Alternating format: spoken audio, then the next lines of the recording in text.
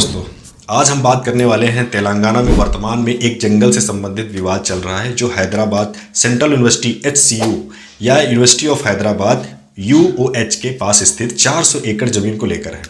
यह विवाद तब शुरू हुआ जब तेलंगाना सरकार ने इस जमीन को औद्योगिक विकास के लिए खास तौर पर एक IT पार्क बनाने के लिए इस्तेमाल करने का फैसला किया। इस योजना के तहत Telangana state industrial infrastructure corporation TGIIC को जमीन सौंपी गई थी, जिसके बाद सरकार ने वहां पेड़ काटने और जमीन को समतल करने के लिए बुलडोजर भेजे। छात्रों और पर्यावरणविदों का कहना है कि यह जमीन एक संवेदनशील पारिस्थितिकी क्षेत्र है जिसमें समृद्ध जैव विविधता जैसे वनस्पति भी है, जीव जंतु भी मौजूद हैं। उनका दावा है कि इसे डिम फॉरेस्ट यानी एक जंगल मान्य कर देना चाहिए, माना जाना चाहिए ही।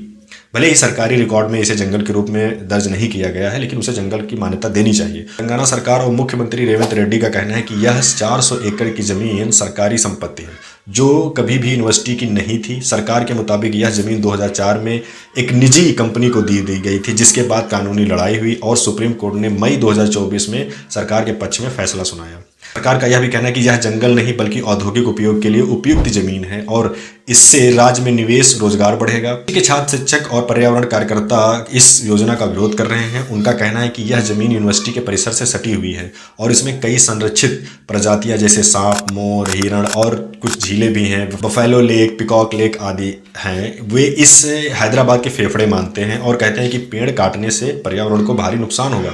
1 से 4 डिग्री की वृद्धि। छात्रों ने विरोध शुरू किया जब उन्होंने देखा कि बुलडोजर जमीन को साफ करने आए, लेकिन उसने प्रदर्शन को रोकने के लिए बल प्रयोग किया, जिसमें छात्रों को घसीटा गया और कुछ को हिरासत में लिया गया। पुलिस का कहना है कि 53 छात्रों को सरकारी काम में बाधा डालने के लिए हिरासत में लिया गया था, जिन्हें बाद में निजी मुचलके पर रिहा कर दिया गया। हालांकि 2 छात्रों जिसमें एरम नवीन PhD स्कॉलर और रोहित बंदुगला पोस्ट डॉक्टोरल फेलो पर FIR दर्ज की गई और उन्हें औपचारिक रूप से गिरफ्तार किया गया है। इन पर पुलिस पर हमला करने और दंगा करने का आरोप भी लगाया गया। 31 मार्च 2025 को छात्रों ने अनिश्चितकालीन हड़ताल और कक्षाओं के बहिष्कार की घोषणा की। वे पुलिस की वापसी और जमीन को यूनिवर्सिटी के नाम पर पंजीकृत करने की मांग कर रहे थे। इस दिन भी पुलिस और छात्रों के बीच झड़प हुई, जिसमें लाठीचार्ज की खबरें आईं। पर्यावरण संगठन वाता फाउंडेशन और अन्य याचिकाकर्ताओं ने हाई कोर्ट में PIL दायर की, जिसमें कहा गया कि यह जमीन डिम फॉरेस्ट है और इसे 1996 के TN गोदावरम मामले के आधार पर संरक्षित किया जाना चाहिए। 2 अप्रैल 2025 को कोर्ट ने सरकार को अगली सुनवाई यानी 3 अप्रैल तक सभी गतिविधियों को रोकने का आदेश दिया है।